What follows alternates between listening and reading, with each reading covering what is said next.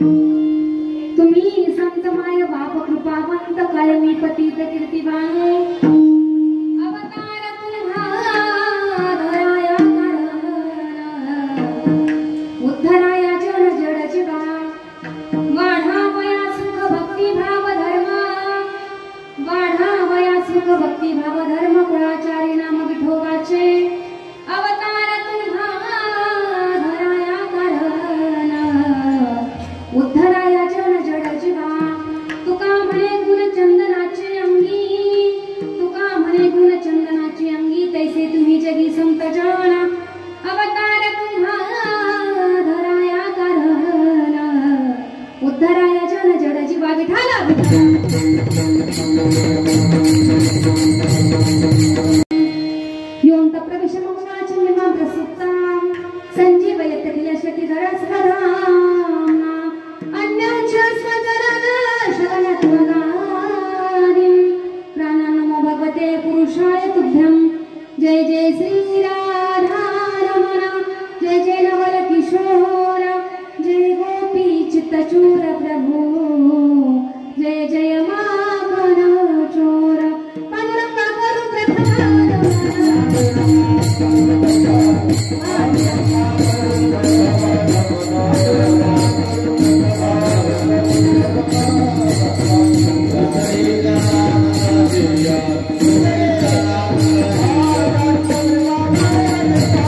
पांडुरंगा करू प्रथम नमन दुसरे चरण संताचिया त्यांच्या कृपादाने कथेचा विस्तारो बाबाजी सद्गुरुदास तुका मस्तक हे पायावर या वारकरी संतांच्या सेवेला बी सेवक झालो तुमच्या लागलो निज चरणा सारे तीर्थ धाम आपके चरणों में सारे तीर्थ धाम आपके चरणों में हे गुरुदेव प्रणाम आपके चरणों में शरण शरण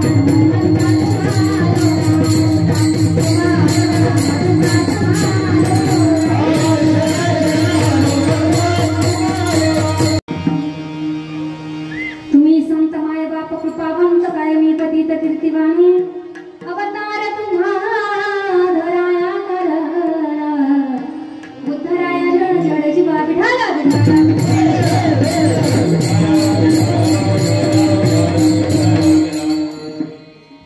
सज्जना हो भगवान परमात्म्याची अगाध सत्ता सच्चिदानंद घनाची निर्विकल्प समाधी भाषा त्या समाधी भाषेमधील संतमय रत्नांच्या दसेंद्रियावरची वाग्देवी विराजमान झाली त्या वाग्देवीला स्मरून संतमय रत्नांनी जे वाङ्मय निर्माण केलं जे वाङ्मय तयार केलं त्यामध्ये आपल्या भारतीय संस्कृतीमध्ये अनेक प्रकारचे संत होऊन गेले आपले संत मानणे खूप मोठे आहे तर जड जीवांचा उद्धार करण्याकरता आपला देह अखंड जिजवणारे वितराग संपन्न पंचमवेद निर्माते महाराष्ट्र भूषण देहू निवासी जगद्गुरु जगद्वंदनी श्री संत तुकोबाराय यांचा अवघ्या 4 चरणाचं बहुतेक सर्वांच्या परिचयातील पाठातील गोड आणि चिंतनीय असा अभंग आज आपण या ठिकाणी सेवे करताना बडला विठाला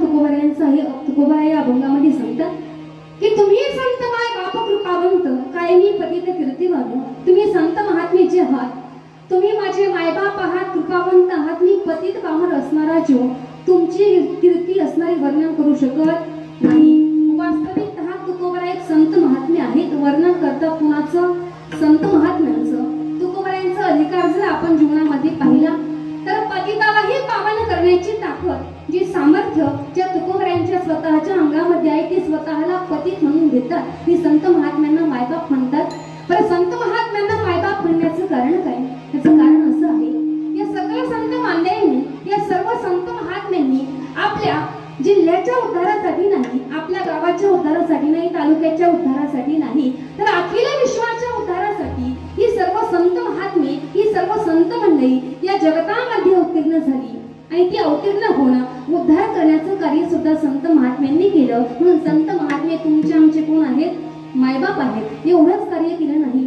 तर जीवन जगत असताना परमार्थ कसा करावा भगवंताची भक्ती कशी करावी ती भक्ती करत असताना आपल्या अंतकरणामध्ये भाव किती असावा आपला असणारा धर्म धर्माचे बरेचसे प्रकार आहेत स्वधर्म निज धर्म व्यावहारिक धर्म पारमार्थिक धर्म प्रत्येक असणारा धर्म हा कशा पद्धतीने जपावा, आपला धर्म कसा सांभाळावा हे कार्य जर कोणी केलं असेल तर ते म्हणजे कोण आहेत?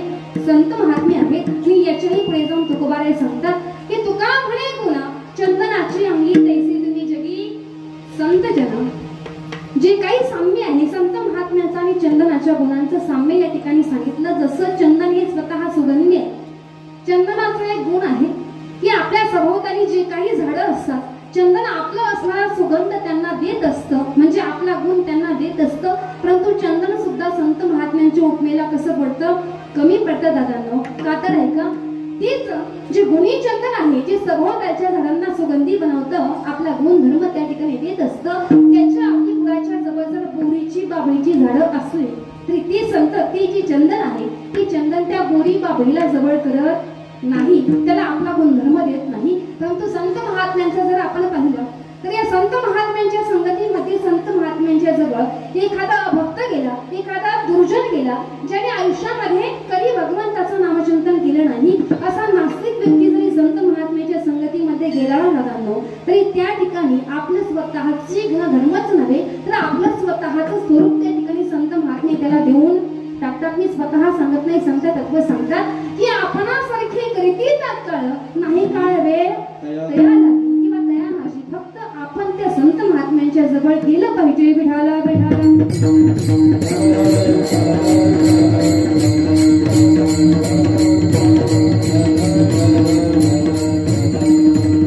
असो.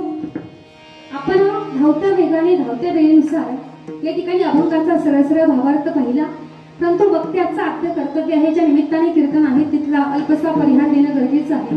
तर परात्पर परमेश्वर परमराजे परमरसिका भक्त वांछल कल्पतरू भक्त वांछल दीनबंधू भगवान पांडुरंग परमात्म्याच्या कृपेनं सर्व साधू संतांच्या आशीर्वादानं आणि समस्त ग्रामस्थांच्या सत प्रयासानं चालत आलेला आपला हा अखंड हरिनाम सप्ताह. आपल्या सप्ताहाचं वर्ष किती आहे? 53 वर्ष आपल्या सप्ताहाला पूर्ण झाले आणि आजची ही 4थ्या दिवसाची हरी कीर्तन सेवा आपल्याच गावामध्ये असणारे आदरणीय हरिभक्तपरायण दादा महाराज दिवटे यांच्याकडून या सेवेचा लाभ मला प्राप्त झाला आणि म्हणून या ठिकाणी आपली सेवा ही या ठिकाणी सुरू झालेली आहे. परंतु खऱ्या अर्थाने जर आपण पाहिलं तर कीर्तन म्हणजे कीर्तन म्हणजे काय? कीर्तन म्हणजे एकल्याचा खेळ नाही. तुम्ही आम्ही खेळी मिळी गदारोळी आनंदी अशा पद्धतीने ही कीर्तन सेवा आपल्याला पार पाडायची. विठाला विठाला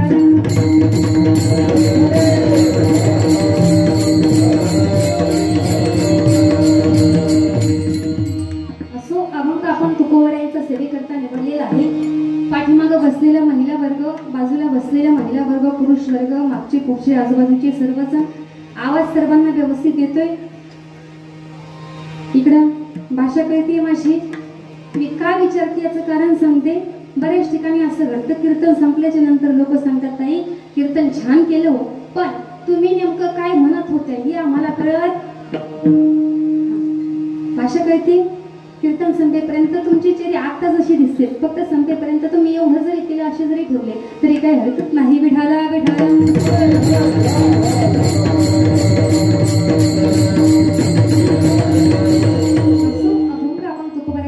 तुकोबाराय सांगतात की तुम्ही संत माय बाप कृपावंत. संत महात्मे आपले आई वडील आहेत. मायबापाची उपमा संत महात्म्यांना या ठिकाणी तुकोबाराय देतात दातांनो. परंतु खऱ्या अर्थाने संत महात्म्यांना मायबाप म्हणावं, संत महात्म्यांना आई वडील म्हणावं याचं खऱ्या अर्थाने कारण काय असेल हे जर पाहिलं तर जगाच्या पाठीवरती खऱ्या अर्थाने आईची उपमा संत महात्म्यांना का दिली? आईचं अंतःकरण आणि संत महात्म्यांचं अंतःकरण या दोघांच्या अंतःकरणाचं साम्य या ठिकाणी तुकोबारायांनी दाखवलेलं आहे. आईचं अंतःकरण कसं असतं बघा. आई ही निस्वार्थ प्रेम करते कुणावरती? आपल्या स्वतःच्या लेकरावरती. अरे लेकुराचे हित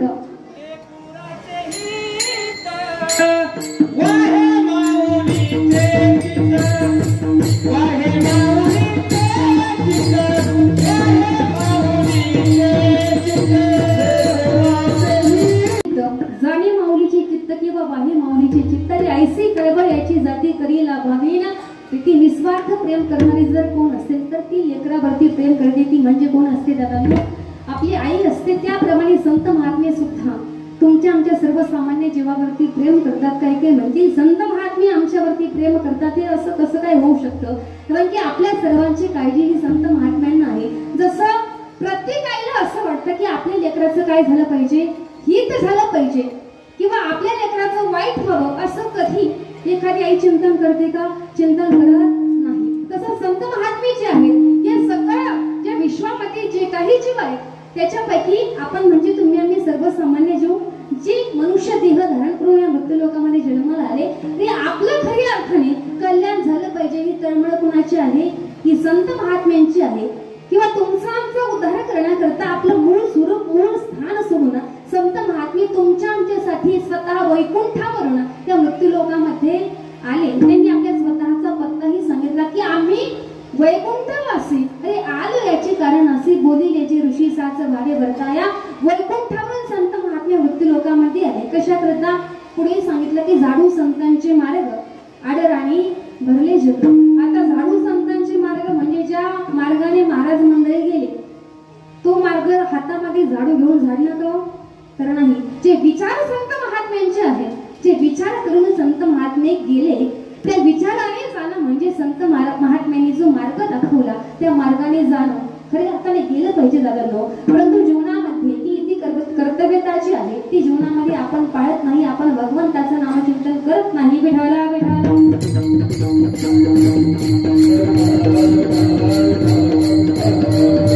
जीवनामध्ये केलं पाहिजे. आपल्या हिताचं साधन हे संत महात्मे सांगत असतात. जीवनामध्ये आज आपण प्रत्येक जण धावपळ करतो, प्रत्येक जण धावतो. आपण संसारामध्ये कशाकरता धावतो? आपण प्रत्येकाच्या जीवनामध्ये काही ना काही दुःख आहे. तर हे दुःख गेल्यानंतर जीवनामध्ये सुख मला प्राप्त झालं पाहिजे याच्यासाठी आपल्या प्रत्येकाची काय चालू असते?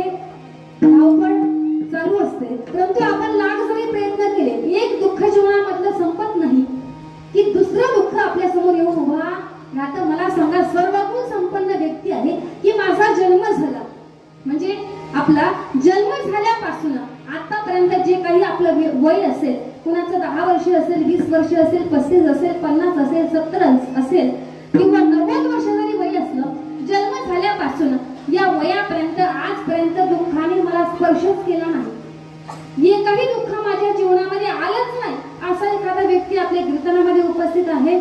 नाही दादांनो. म्हणजे प्रत्येक जणाच्या जीवनामध्ये काही ना काही दुःख हे आहे.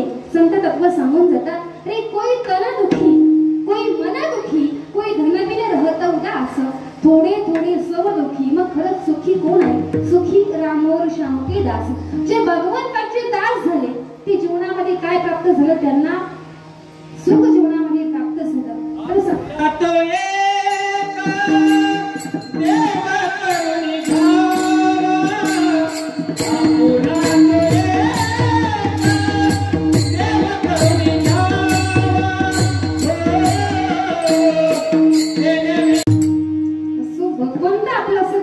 सुख प्राप्त होत नाही, आपला विषय चालू होता. प्रत्येकाच्या जीवनामध्ये काही ना काही काय आहे? दुःख आहे दादा. काय काही जण शरीराने दुःखी असतात. शरीराने आपण दुःखी कशी असतो बघा. गडगंज संपत्ती आहे. संपत्ती म्हणजे पैशाला आपल्याकडे काही कमी नाही. धनधान्याने आपलं घर हे परिपूर्ण आहे, भरलेलं आहे, सर्व काही आहे. पंचपक्वान्नाचं ताट आपल्या समोर आहे. पण डॉक्टरांनी सांगितलं तुम्हाला शुगर आहे, तुम्हाला हे पंचपक्वान्न खाता येणार नाही. पैसा आहे, संपत्ती आहे, अन्न आहे, सर्व काही आहे, परंतु शरीराने खाता येत नाही. म्हणजे तणाने काय झालं? दुःखी झालं. व्यक्ती शरीराने दुःखी झाला. आता काही काहींचं शरीर ठणठणीत आहे, पण काही काही जण मनाने दुःखी आहे. आता या ठिकाणी सुद्धा गडगंज संपत्ती आहे, सर्व काही व्यवस्थित आहे. तर हाताच्या थोड्याप्रमाणे आपण लेकीला जगतो दादांनो. प्रत्येक जण जगतो, मुलाला जगतो, मुलीला जगतो. हाडाची काढा रक्ताचं पाणी करून आपण त्यांचं शिक्षण करतो.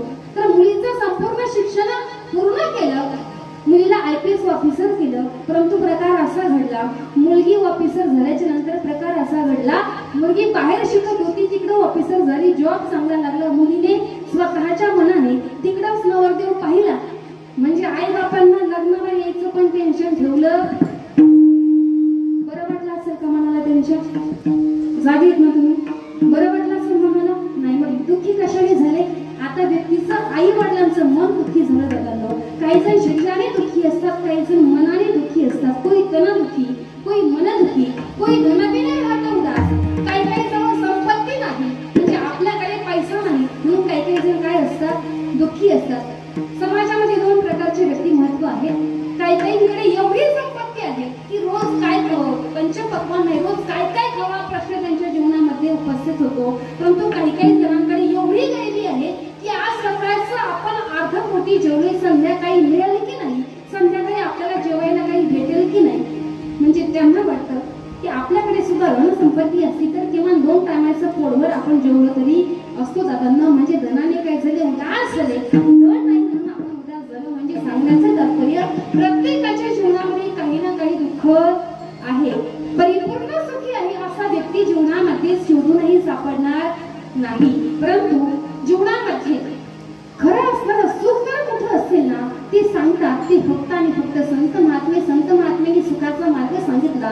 काय भगवंत पाहिजे ना तुम्हाला? हो, आमच्या तुकोबारांनी तर भगवंताला डोक्यावरती घेतलं, एका टोपलीमध्ये घेतलं भगवंताला. प्रत्येकाच्या दारोदारी तुकोबाराय फिरत होते आणि सांगत होते, अरे देव घ्या कोणी, देव घ्या कोणी.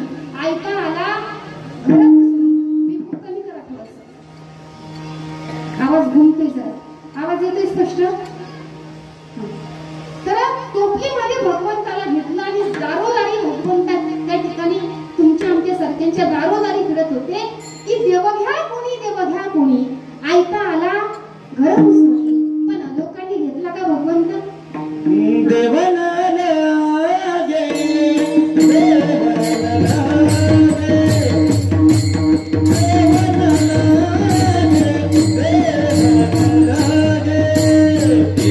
तुमचं आमचं उत्तर आहे की देव न लगे, देव न लगे. साठवण्याचे जागे भगवंत आम्हाला नको का?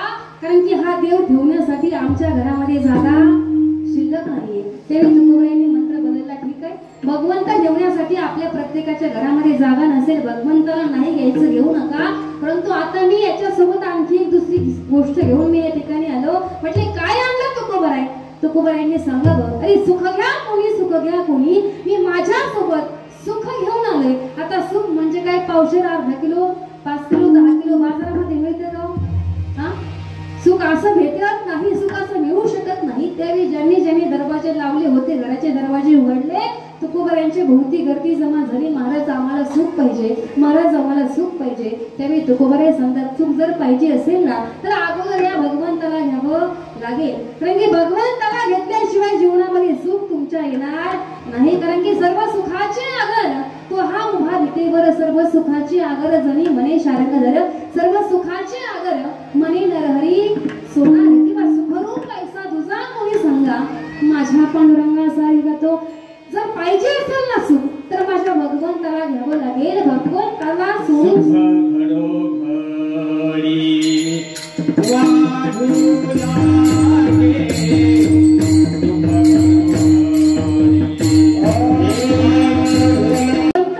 आपलासा केल्यानंतरची अवस्था आहे की खरी अर्थाने भगवंत आपलासा झाला. त्यावेळी भगवंताचं नामचिंतन येत असताना सुख घडोघडी वाढू लागे.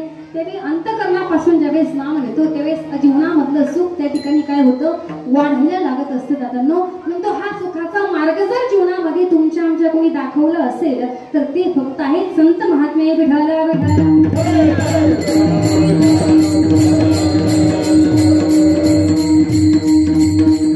म्हणून अज्ञान रूपी अंधकारामधून ज्ञानाच्या प्रकाशाकडे घेऊन जाणारे हे संत महात्मे आहेत. आई वडिलांसारखी संत महात्मे तुमच्या आमच्यावरती माया करतात, प्रीती करतात. म्हणून संत महात्मे आपले मायबाप अभंगाचं प्रथम चरण.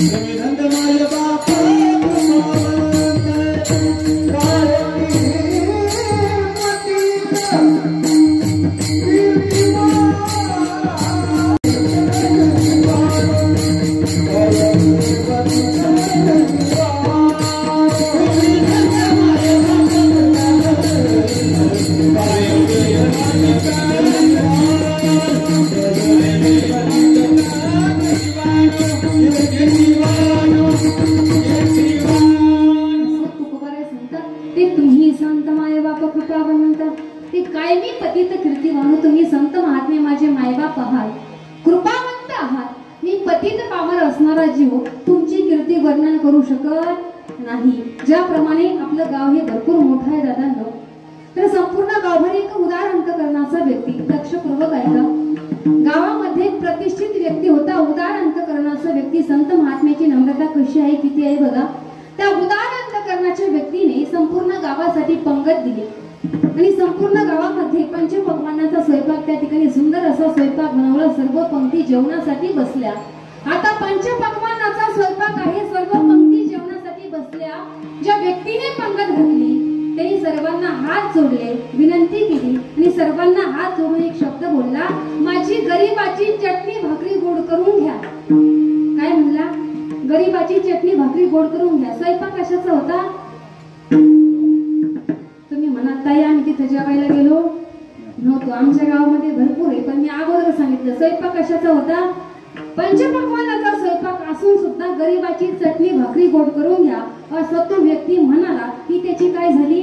नम्रता झाली दादांनो. तसं तुकाराम महाराजांचा अधिकार जर आपण पाहिला तर पतिताला सुद्धा पावन करण्याची ताकद, सामर्थ्य ज्या तुकोबरायांच्या स्वतःमध्ये आहे, ते स्वतःला पतित म्हणून घेतात. ही तुकोबरायांची नम्रता आहे. विठाला विठाला.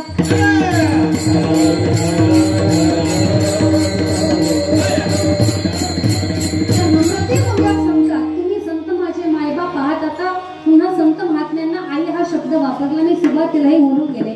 माय म्हणण्याचं कारण काय आहे? जगाच्या पाठीवरती लेकरावरती निस्वार्थ प्रेम करते, तिचं नाव काय आहे? आई आहे दादांनो. एखादी जर कलाकार मंडळी आजही आपल्या गावामध्ये आहे, जर एखाद्या कलाकाराने गायक वृंदाने सुंदर अशी चाल म्हणली, आवाज आवडतो आपल्याला, त्यावेळी आपण त्या कलाकाराच्या आवाजावरती प्रेम करू शकतो आणि करतो दादांनो. एखाद्याने जर फार सुंदर मृदुंग वाजवला तर आपण त्या मृदुंगावरती प्रेम करतो, त्या बोलावरती प्रेम करतो. विश्वामध्ये जर एखादा फार सुंदर दिसत असेल तर आपण त्याच्या स्वरूपावरती प्रेम करतो. एखादा मुलगा फार गुणी असेल, मुलगी गुणी असेल तर आपण त्या मुलीच्या मुलाच्या गुणावरती काय करतो? प्रेम करतो. परंतु गुणावरती प्रेम करू शकतो, शब्दावरती प्रेम करतो, गायनावरती प्रेम करतो, वादनावरती प्रेम करतो. परंतु ऐका, या ठिकाणी याच्यामध्ये सुद्धा कुठला स्वार्थ नाही. परंतु आईचं ते लेकरावरती प्रेम कसं असतं बघा, निस्वार्थ प्रेम करते. ती फक्त आणि फक्त कोण असते जगाच्या पाठीवरती? ती आई असते, ती माय असते दादांनो. का? कारण की एखादं लेकरू मतिमंद असेल, एखादं लेकरू मूर्ख असेल, आंधळ असू द्या, लुळ असू द्या, पांगळ असू द्या, तरी सुद्धा निस्वार्थ प्रेम करते. तिचं नाव काय आहे? आई आहे. आणि ती म्हणजे फक्त आईच करू शकते दादांनो. जगाच्या पाठीवरती आई एवढं प्रेम ते लेकरावरती दुसरं कोणीही करू शकत नाही. आईला माहितीये की मुलगा हा मतिमंद आहे, आईला माहितीये मुलगा मूर्ख आहे, तरी सुद्धा नितांत प्रेम करते म्हणजे गांधारी मातेने. ज्यावेळी महाभारताचं युद्ध होणार होतं, युद्धाच्या अगोदरचा प्रसंग आहे. दुर्योधन, आता दुर्योधन म्हणजे आपण दुर्योधन नाव समोर आलं की त्याची लक्षणं सुद्धा आपल्या समोर येतात. दुर्योधन काय चांगला होता का? कसा होता? धूर्त होता, मूर्ख होता, मतिमंद नव्हता, परंतु कसा होता? मूर्ख होता. ज्यावेळी दुर्योधनाचा जन्म झाला ना त्यावेळी रक्ताचा पाऊस पडला होता. कशाचा? कथा प्रसंग आपल्या सर्वांना माहितीये, रक्ताचा पाऊस पडला होता. त्याच वेळी गांधारी मातेला सांगितलं होतं की हा संपूर्ण कुळाचा नाश करेल, याला जिवंत ठेवू नका, याला मारून टाका. परंतु आईचं अंतकरण आहे दादांनो. मुलगा मूर्ख जन्माला आलाय, हा मुलगा कुळाचा नाश करणार आहे हे सुद्धा सांगितलं, तरी सुद्धा त्या लेकराला मारण्याची इच्छा झाली का? नाही. तो मूर्ख असणारा दुर्योधना युधिष्ठिर म्हणजे धर्मराजाच्या जवळ गेला. धर्मराजाला एक प्रश्न विचारला युद्धाच्या अगोदर, कारण की त्याला माहिती होतं 5 पांडवांपैकी ज्येष्ठ पांडव म्हणजे धर्मराजा युधिष्ठिर जीवनामध्ये कधीच खोटं बोलत नाही. मग धर्मराजाच्या समोर गेला, एक हात जोडले, विनंती केली, दादा मला वस्त्रदेही व्हायचंय, मी वस्त्रदेही कशाने होईल हे मला सांग. त्यावेळी युधिष्ठिराने सांगून टाकलं स्वतःच्या आईच्या समोर, ज्यावेळेस निवस्त्र होऊन तू उभा राहशील, तुझी आई तुला नका शिखांत पाहिल ना, त्यावेळी तू संपूर्ण देहाने काय होशील? वज्रदेही होशील. विश्वासही ठेवला दादांनो आणि आईच्या जवळ गेला. आईला सांगितलं, आई मला वज्रदेही व्हायचंय आई, फक्त एकदा डोळे उघडून माझ्याकडे बघ. एकदा निवस्त्र अवस्थेमध्ये मला पाहिल्यानंतर मी संपूर्ण देहाने वज्रदेही होणार आहे असं मला युधिष्ठिर दादाने सांगितलं. आता आईला माहिती होतं याला वज्रदेही केलं तरी सुद्धा संपूर्ण कुळाचा काय होणार आहे? नाश होणार आहे. भगवंत शेवटपर्यंत प्रयत्न करत होते की दुर्योधन हा कसा मारला जाईल, परंतु गांधारी माता शेवटपर्यंत प्रयत्न करत होती की माझा मुलगा दुर्योधना कसा वाचवता येईल ते त्या आईने सांगावं. मुला, या ठिकाणी तुझी जर इच्छा असेल ना तर मी अग्नीमध्ये उभा राहायला सुद्धा काय आहे तयार आहे. ज्या दिवशी गांधारी मातेचं लग्न होतं ना धृतराष्ट्रासोबत, डोक्यावरती अक्षरा पडत होत्या, त्या दिवशी त्या मातेला कळालं होतं. त्या दिवशी लग्न मंडपामध्ये समजलं की ज्याच्या सोबत आपलं लग्न होतंय तो दोन्ही डोळ्याने कसा आहे, आंधळा आहे. तो जग बघू शकत नाही, तो विश्व बघू शकत नाही. एवढी पतिव्रता स्त्री होती की ज्या अर्थी पतीला म्हणजे आपल्या नवऱ्याला जग बघण्याचा अधिकार नाही, त्या अर्थी तो बघू शकत नाही, त्या अर्थी आपल्याला सुद्धा जग बघायचा अधिकार नाही, जग बघायचं नाही. त्या लग्न मंडपामध्ये तिने आपल्या डोळ्यावरती पट्टी बांधून घेतली होती. कुठं? लग्न मंडपामध्ये. त्याच्यानंतर 100 लेकरांना जन्म दिला, परंतु आपण जन्म दिलेलं बाळ कसं आहे, ते लेकराचा चेहरा कसा दिसतो हे बघण्यासाठी सुद्धा त्या मातेने कधी डोळ्यावरची पट्टी बाजूला केली नाही. परंतु आता दुर्योधन समोर उभा आहे, त्यांनी सांगावं आई एकदा डोळे उघडून मला बघ, मला फक्त वज्रदेही व्हायचंय. त्या आईने सांगावं मी तुझ्यासाठी अग्नीमध्ये उभी राहिलं. डोळ्यावरची पट्टी सोडली, दुर्योधनाला पाहिलं आणि डोळ्यावरची पट्टी पुन्हा बांधत असताना ती माता बोलली, कार्य दुर्योधना, ज्यावेळेस माझ्या भेटीला येत होता त्यावेळी रस्त्यामध्ये तुला कोणीतरी भेटलं का? भेटलं नाही. कोण भेटलं? कोण नाही आई, एक माळी भेटला. काय केलं त्याने? काही नाही. मला सांगितलं तू तुझ्या आईकडे चाललास ना, मग निवस्त्र होऊन जाऊ नको, तू काही लहान नाही, किमान लंगोटी तरी घालून जा. मी सोबत आणली नव्हती तर त्या मायेने मला फुलाची लंगोटी शिवून दिली, ती घालून मी इथपर्यंत आलो. त्या मातेने ओळखून घेतलं तो माई म्हणजे सर्वसामान्य नसून तो कोण आहे? परमात्मा आहे. त्या भगवंताने सर्व व्यवस्थित केलं. हा मुखामधून शब्द निघाला. नाराज झाला दुर्योधन. काय झाला आई? मी वज्रदेही नाही झालो. काही झालाच लेकरा, बाळा तू वज्रदेही झालास, पण काय झालं आई? संपूर्ण देहाने नाही झालास रे. ज्या ज्या ठिकाणी माझी दृष्टी पडली नाही तो म्हणजे तुझा कमरेचा भाग हा अतिशय कोमल राहील. मग ऐक दुर्योधना, ज्यावेळेस युद्ध चालू होईल ना, युद्धाच्या प्रसंगी कधी मांडीवरती कुठलं शस्त्र अस्त्र लागू देऊ नको. जर या ठिकाणी जर शस्त्र अस्त्र लागलं तर तुझा घात होईल. ही गोष्ट भगवंताने ऐकली, सर्व भगवंताने घडून आणलं होतं दादांनो. ज्यावेळी भीमाचं आणि दुर्योधनाचं युद्ध सुरू झालं त्यावेळेस भगवंतही बाजूला उभे होते. भगवंताने भीम दादाला खुणवावं, देवाने वरती हात करावा, मांडीवरती थाप टाकावी आणि भीमाला सांगावं, भीमा मांडीवरती गदा मार. भीमा मांडीवरती गदा मार. मांडीवरती गदा मागे दुर्योधनाचा अंत झाला. मला सांगण्याचं तात्पर्य फक्त एवढंच आहे, दुर्योधन मूर्ख आहे ही माहिती होतं त्या मातेला, तरी सुद्धा शेवटच्या क्षणापर्यंत प्रयत्न करत होती की माझा दुर्योधन हा कसा वाचवता येईल. आणि भगवंत शेवटपर्यंत प्रयत्न करत होते, दुर्योधन हा दुष्ट आहे, हा कसा मारता येईल. ते लग्नाच्या अगोदरचा मुलगा समाजाला मान्य नाही, परंतु इथं सुद्धा भगवंतही शेवटपर्यंत प्रयत्न करत होते की कर्ण हा कसा मारता येईल. आणि कुंती माता अंतःकरणापासून प्रयत्न करत होते की माझा कर्ण असणारा त्याला कसं वाचवता येईल. म्हणजे जगाच्या पाठीवरती लेकरावरती निस्वार्थ प्रेम करणारी जर कोण असेल तर ती म्हणजे कोण असते? करीला भाविन प्रीती,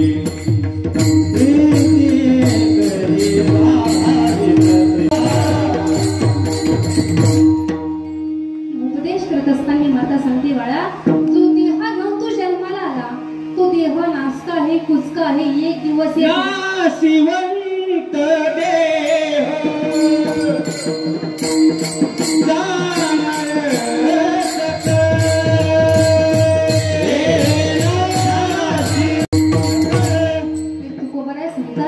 नाशिवंत देह जाणार सकळ, आयुष्य खातो काळ सावधान. एक ना एक दिवस आपलं शरीर पडणार आहे.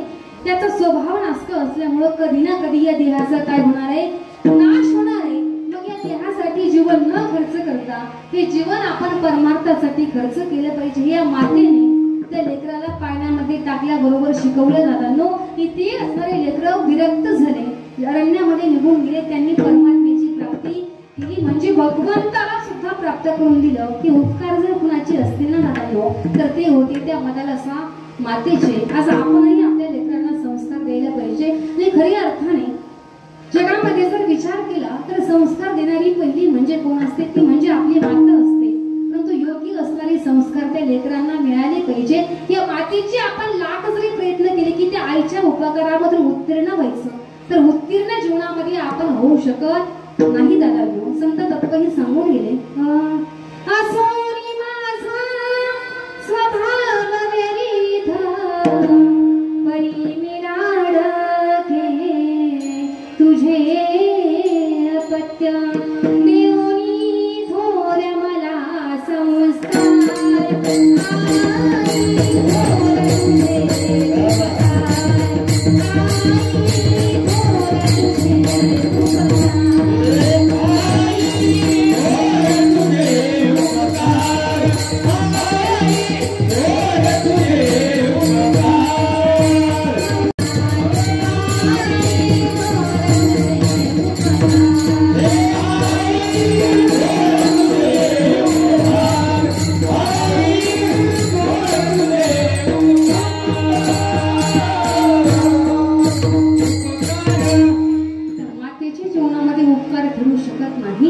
कारण की त्या आईने जर विचार केला तर भगवंतापर्यंत आपलं ध्येय पोहोचवणारी जर कोण असेल तर ती असणारी माता असते. जोपर्यंत ती आई आपल्या जीवनामध्ये आहे तोपर्यंत त्या आईची महती आपल्याला कळत नाही. कारण की आई गेल्यानंतर त्या आईची उणीव भगवंताला सुद्धा भासलेली आहे. दादांवर स्वामी तिने जगाचा आई विना भिकारी भगवंताला सुद्धा आपली आईची उणीव भासली. दादांवर विश्व माऊली ज्ञानोबा आहे जे विश्वाची आई झाले त्यांनी सुद्धा एके ठिकाणी उल्लेख केला की मला सुद्धा माझ्या आईची कमतरता भासते. माऊली ज्ञानोबा स्वमुखाने सांगतात की मी ज्ञानेश्वरी सारखा विराट ग्रंथ लिहिला, चांगदेव 65 लिहिली, सर्वसामान्य लोकांसाठी हरिपाठाची निर्मिती केली. रे जड जीवांचा उद्धार करणारा मी आहे. जड जीवांचा उद्धार केला. निर्बुद्ध प्राण्याच्या मुखामधून सुद्धा म्हणजे रेड्याच्या मुखामधून मी वेद बोलवले, निर्जीव असणारी भिंत चालवली. परंतु हे सर्व मी जरी केलं असलं तरी हे सर्व केल्यानंतर माझ्या डोक्यावरून मायेने हात फिरवणारी, माझ्या पाठीवरून हात फिरवणारी, माझं गोड कौतुक करणारी आई माझी रुक्मिणी माता, माझे वडील विठ्ठल पंत आज माझ्या जीवनामध्ये नाहीत ना, याची मला फार मोठी काय होते, मला खंत वाटते. म्हणजे ही खंत माऊली ज्ञानोबा यांनी सुद्धा व्यक्त केली. दादांनो म्हणजे जीवनाला योग्य वळण देणारी जर कोण असेल तर ती म्हणजे फक्त असणारी आपली माता असते. आणि आईच्या नंतर योग्य असणारे संस्कार देणारे किंवा आपलं जीवन जे आहे ते परमार्थ रूपी जीवनामध्ये प्रवेश करत असताना परमार्थ कसा करावा हे सांगणारं तत्व जर कोणतं असेल तर ते आईच्या नंतर म्हणजे कोण आहेत, फक्त आपली असणारी संत महात्मे आहेत. संत महात्म्यांचं अंतःकरण हे आईच्या अंतःकरणापेक्षा श्रेष्ठ आहे. आता आईपेक्षा संत महात्मे श्रेष्ठ कसे तेही सांगून जाईल, फक्त तुमचं लक्ष असू द्या. आई प्रेम करते ते फक्त आपल्या स्वतःच्या लेकरावरती करते. शेजारच्या महिलेच्या लेकराचं काय चाललंय तिला त्याच्याशी अजिबात घेणं देणं नाही. म्हणजे मला सांगण्याचा अर्थ तुमच्या लक्षामध्ये आला. निस्वार्थ प्रेम करते, पण निस्वार्थ प्रेम करते कुणावरती करते, फक्त आपल्या लेकरावरती करते. दुसऱ्याच्या लेकरावरती निस्वार्थ प्रेम आपण करू शकत नाही आणि करतही नाही दादांनो. परंतु संत महात्मे संपूर्ण विश्वाला या ठिकाणी संपूर्ण विश्वाचा विचार करतात आणि मायबापांचं अंतःकरण ठेवणं. या संपूर्ण विश्वामधली जनता सुखी झाली पाहिजे, या संपूर्ण विश्वामधल्या जनतेला सुख प्राप्त झालं पाहिजे, यांच्या जीवनामधलं दुःख गेलं पाहिजे.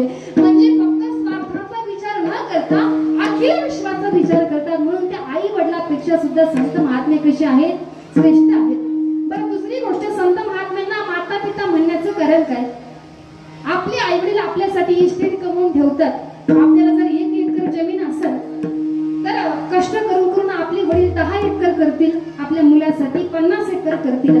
आपल्याला जर साधं झोपडं राहिलं असेल तर आपण झोपडीमध्ये दिवस काढले ते दिवस आपल्या मुलाने बघू नये किंवा तशी वेळ आपल्या लेकरावरती येऊ नये म्हणून कष्ट करणं. मोठे मोठे बंगले बांधतो आपण, बरोबर आहे. आपल्या लेकरासाठी आपण संपत्ती कमवून ठेवतो, धावपळ आपण करतो. ही कशासाठी करतो, जेवढी धावपळ चालली आपली कुणासाठी चालली, आपल्या लेकराचं भवितव्य घडलं पाहिजे.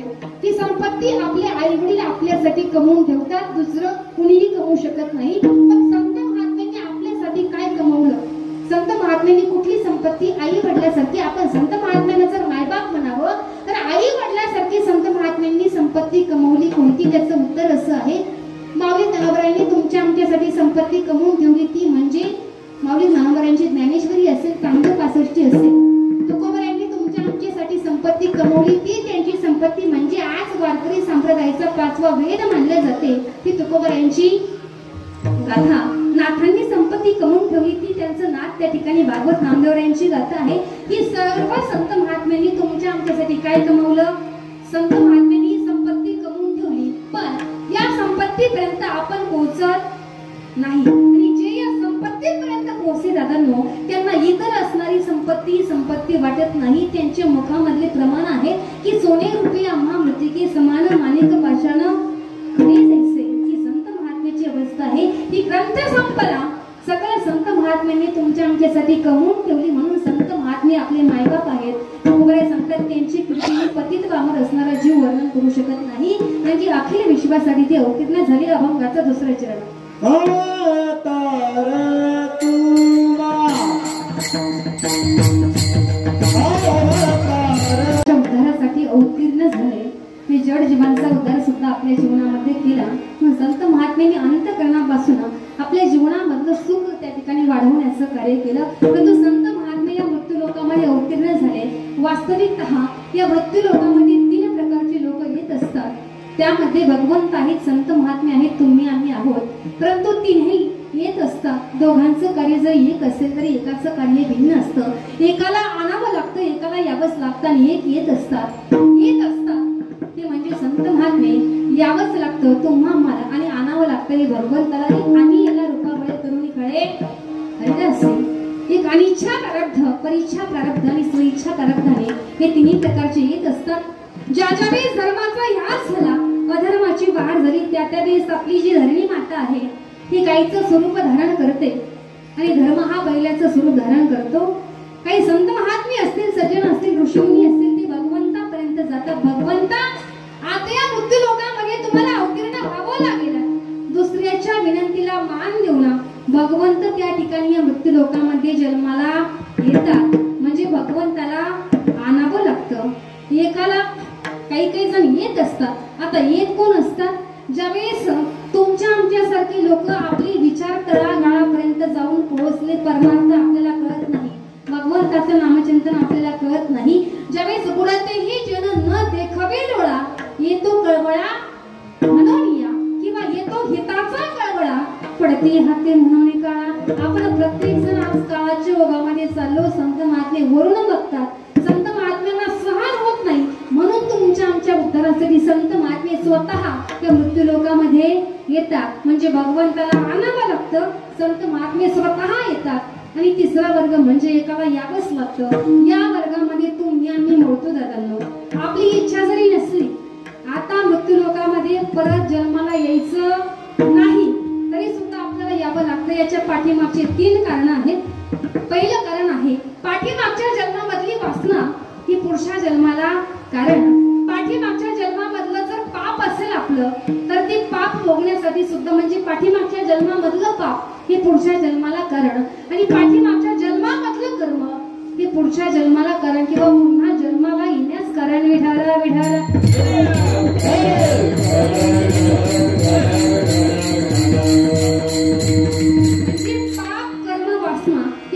गोष्टीमुळे या मृत्यू लोकांमध्ये जन्माला यावं लागतं. वासना कुणाची झालेली? जड भरत राजा हरणी गर्भे गेला, घाला तो घातला वासनेने. जड भरताचं उदाहरण आपण पाहू शकतो. आता पापाचेही बरेच प्रकार आहेत. सुभाष शेतकार एका श्लोकामध्ये सांगतात, वर्तन्ते पापिनम देहे पापानि त्रिविधानि च महापापोपपापानि पापाने वा स्मृतानि च. बरेचसे पाप आहेत, परंतु मुख्यतः 3 प्रकारचे पाप सांगितले. एक आहे पाप, महापाप आणि उपपाप. त्याच्यामध्ये सुद्धा काही पाप वेगळं, वाचिक पाप वेगळं आणि मानसिक पाप वेगळं आहे दादांनो. आता सर्व पापाचे प्रकार जर सांगायला गेलं तर काकडा आरतीची वेळ झाल्याशिवाय काही राहणार नाही. कारण की भागवतामध्ये भरपूर त्या ठिकाणी पापाचं वर्णन आलेलं नाही. असो भरपूर वर्णन त्या ठिकाणी आलेलं आहे, परंतु एवढंही जास्त काय वेळ आपल्याकडे नाही. मग पाप जर शिल्लक असेल तर जन्माला यावं लागतं, आणि कर्म जर शिल्लक असेल तर या मृत्यू लोकांमध्ये जन्माला यावं लागतं. परंतु या कलियुगामधले लोक, या युगामध्ये आता आपला जन्म झालाय, युगाचं नाव काय आहे? खाली बसलेले मंडळी जागे आहेत ना सगळे? काय आहे? कलियुग. कलियुगामध्ये आपला जन्म झाला. कलियुगामधले लोक हे फार हुशार आहेत दादांनो. आपण त्यांच्या मेमरीची बरोबरी करू शकत नाही, किंवा आता कोणाच्या डोक्यामध्ये काय चाललंय याचा अभ्यास आपण माणूस बघून करू शकत नाही. म्हणजे फार विचित्र त्या ठिकाणी कलियुगाची अवस्था झाली. कलियुगामध्ये लोक हुशार असल्या कारणाने लोक म्हणतात की पुढचा जन्म कुणी बघितला. मला सांगा, हा जन्म म्हणजे आपण गेल्याच्या नंतर, कधी आता आपण जिवंत आहोत पण आपण गेल्याच्या नंतर पुढचा जन्म कशाचा आपल्याला प्राप्त होणार आहे माहिती आहे काय? माहिती आहे आपल्याला? नाही माहिती. मला सांगा, पाठीमागच्या जन्मामध्ये कोण होते तुम्ही? आठवतंय तुम्हाला? घरी गेल्याच्या नंतर भगवंताच्या समोर समाधी लावून बसायचं. समाधी अवस्थेमध्ये 2 डोळे झाकायचे आणि भगवंताला किंवा आपल्या स्वतःच्या मनामध्ये आठवायचा प्रयत्न करायचा की बाबा नेमकं तू आहेस कोण? पाठीमागच्या जन्मामध्ये कोण होतास नेमकं? कशासाठी या मृत्यू लोकांमध्ये आलास? इथं आल्याच्या नंतर बाबा तू काय काय केलं? भरपूर आठवायचा प्रयत्न करायचा. 1 दिवस, 10 दिवस, 2 दिवस, वर्ष, 6 वर्ष, 6 महिने, 60 वर्ष, आयुष्यभर जरी आपण आठवत बसलो तरी मागच्या जन्मामध्ये कोण होतो हे सांगता आपल्याला नाही सांगू शकत आपण. परंतु लोक म्हणतात मागचा जन्म आठवत नाही, पुढचा जन्म कशाचा प्राप्त होणार हे माहिती नाही. मग काय फरक पडतो? कशाला? पाप केलं किंवा पुण्य केलं, मागचा पुढचा जन्म माहित नाही मग काय फरक पडतो? परंतु हे नास्तिकवादी लोकांचे विचार आहेत. फरक फार मोठा पडतो. आपण केलेलं चांगलं वाईट कर्म हे जीवाला भोगावं लागतं. आमचे संत महात्मे सांगून गेले, जसं कर्म जीवनामध्ये आपलं असेल तशी भोगही भोगावी लागतात. कर्म झाले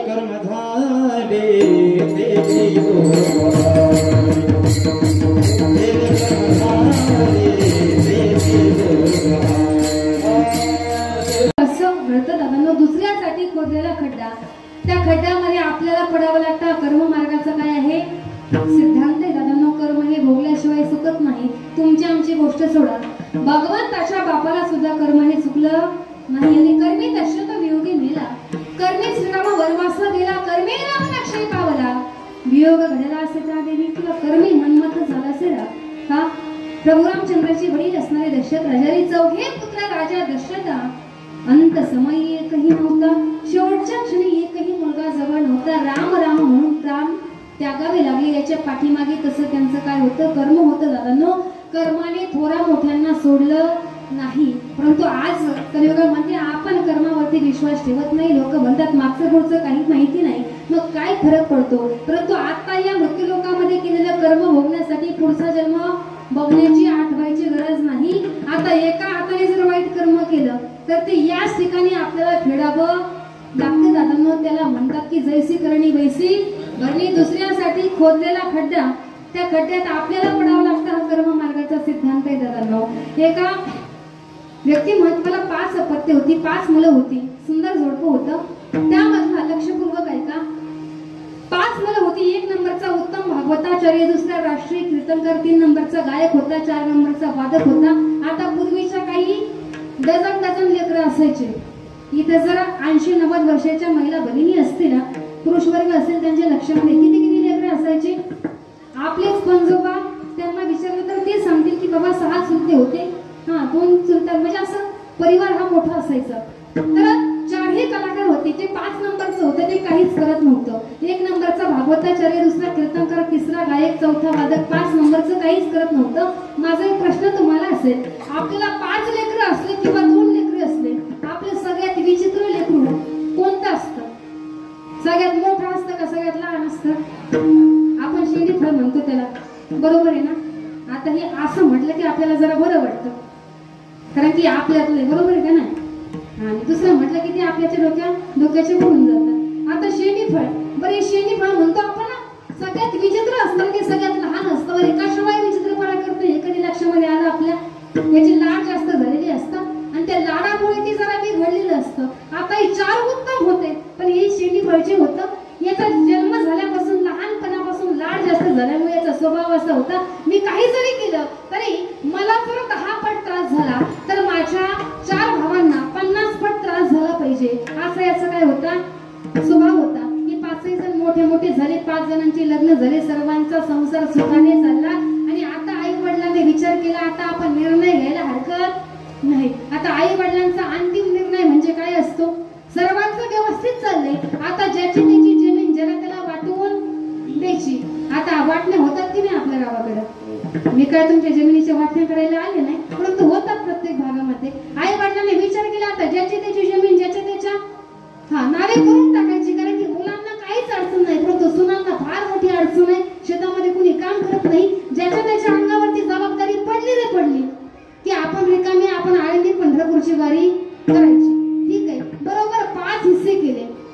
माणसं केली, ज्याची त्याची जमीन ज्याला त्याला वाटून टाकली. आता इकडे एका भावाची जमीन, इकडे एका भावाची जमीन, मधोमध असतो त्याला काय म्हणतात आपल्या गावाकडे? बांधच म्हणता ना. हा, बांध आपण म्हणतो. बांधाच्या बाजूने आपण कशाची झाडं लावतो? आता मी जरा उशीर आले त्यामुळे मी काही इथलं वातावरण पाहिलं नाही, परंतु आमच्या गावाकडचं सांगते, बांधाच्या बाजूला आपण नारळाची झाडं लावतो. बरोबर आहे का नाही?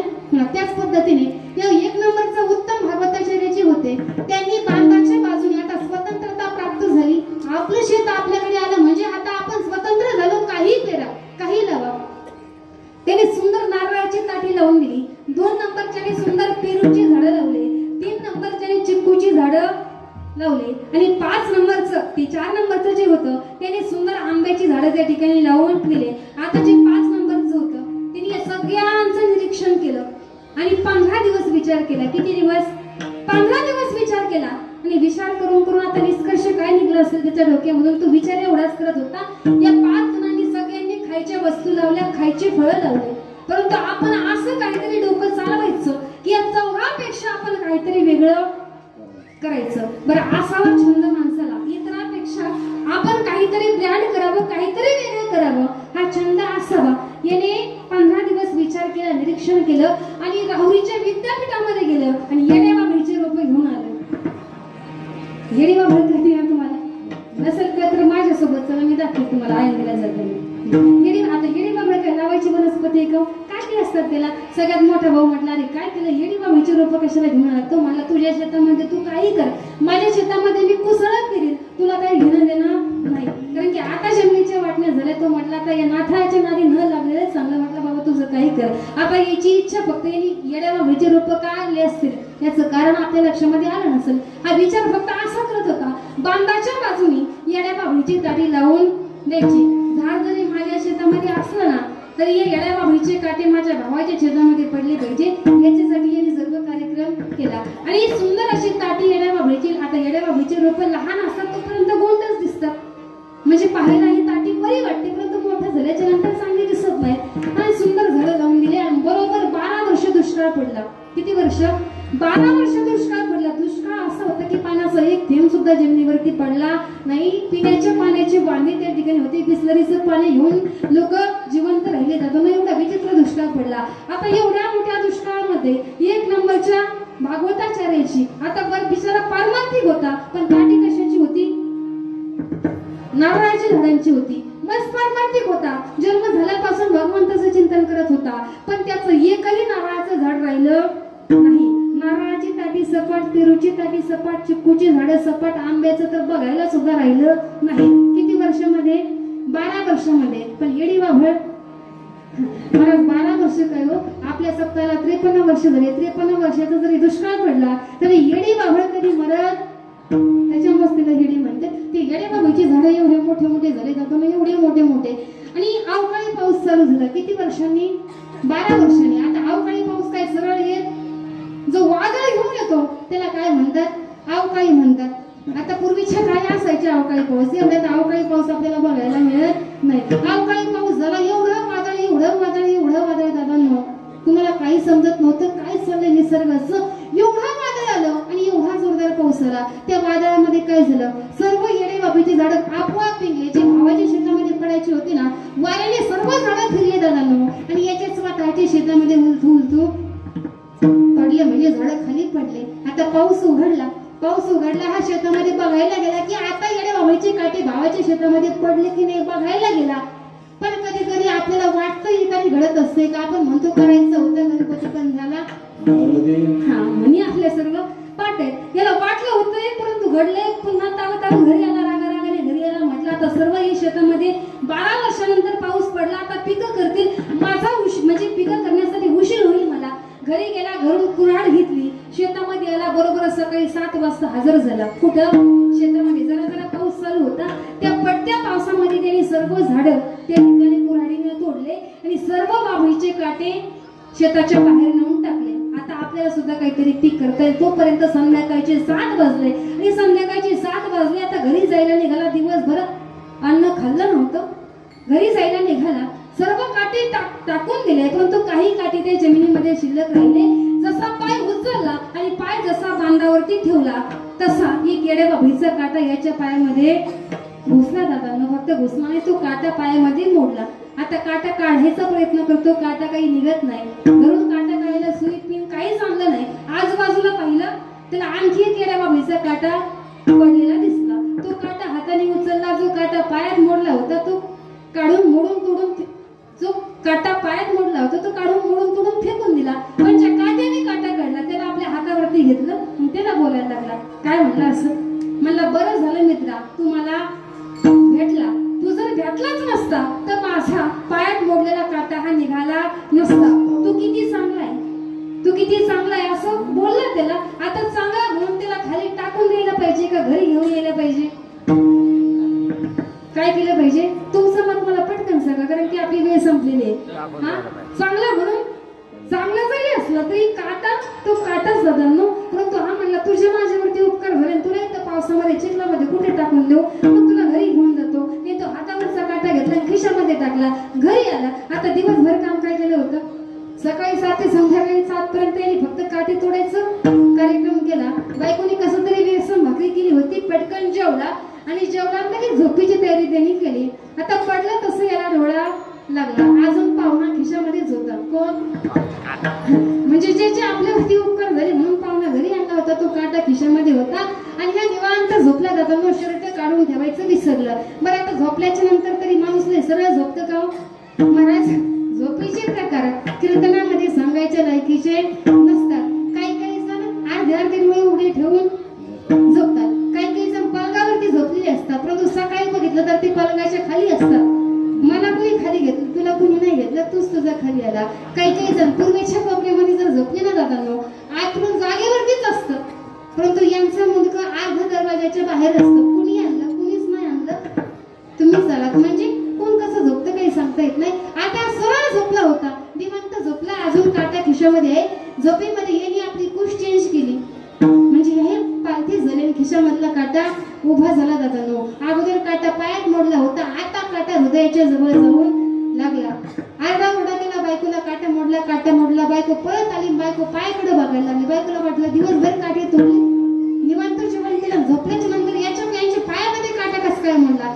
बायको पायाकडे गेली. तो म्हणला अक्कल आहे का तुला? काटा पायात नाही, माझ्या छातीमध्ये मोडलाय. त्या दिवशी त्या बायकोला सुद्धा वाटलं असं की आपल्या बापाने खुनाच्या गळ्यामध्ये ती काटा काढायचा बाई प्रयत्न करते, काटा काही निघत नाही. शेवटी हॉस्पिटलमध्ये घेऊन गेले. डॉक्टरांनी सांगितलं नगरला काही होणार नाही, शेवटी पुण्याला घेऊन जा.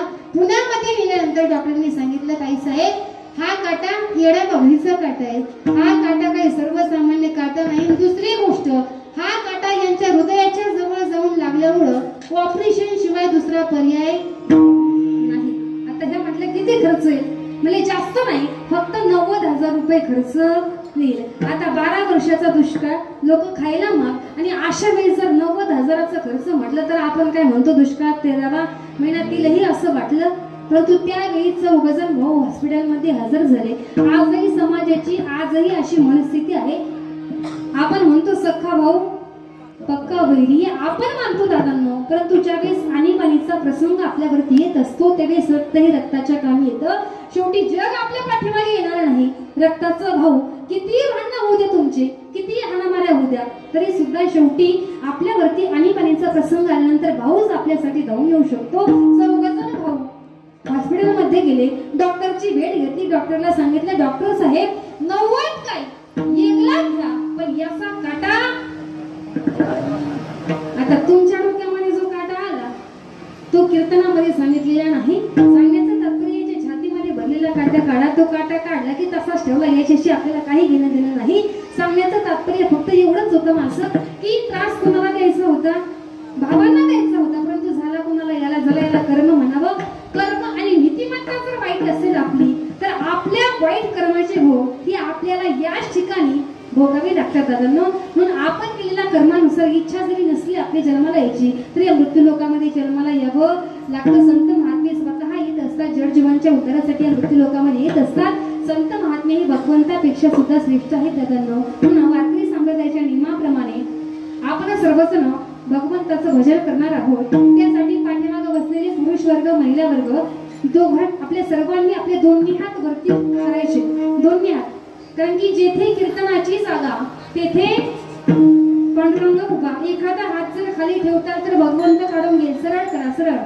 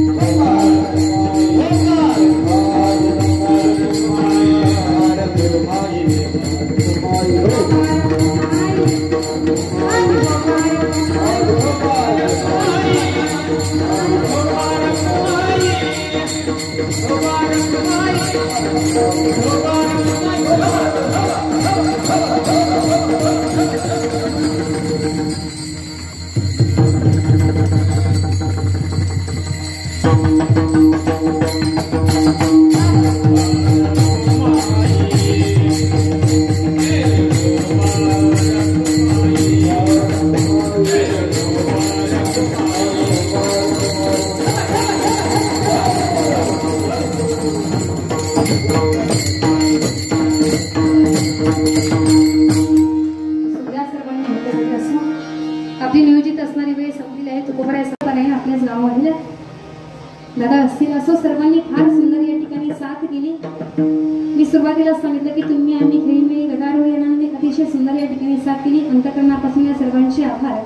मृदुंगाची सेवा ज्यांनी दिली असे असणारे आमच्या संस्थेचे विद्यार्थी हरिभक्त पारायण वेदांत महाराज सोसे आणि या ठिकाणी उपस्थित असणारे हरिभक्त पारायण मृदुंगाचार्य हरी महाराज फार सुंदर या ठिकाणी साथ दिली. अंतकरणापासून यांची आभार. आयनी तीर्थक्षेत्रामध्ये आमची श्री ज्ञानाई मुलींची वारकरी शिक्षण संस्था आहे. त्या ज्या पाठीमागे मुली उभा आहेत यांच्यासारख्या 135 मुली संस्थेमध्ये शिक्षण घेतात. या सर्वांनीही या ठिकाणी फार सुंदर साथ केली. अजूनही आयंदीच्या संस्थेचे विद्यार्थी या ठिकाणी उपस्थित आहेत. कुणाची काही माहिती नाही, परंतु अंतकरणापासून या सर्वांनी फार सुंदर साथ केली. अंतकरणापासून यांचेही आभार.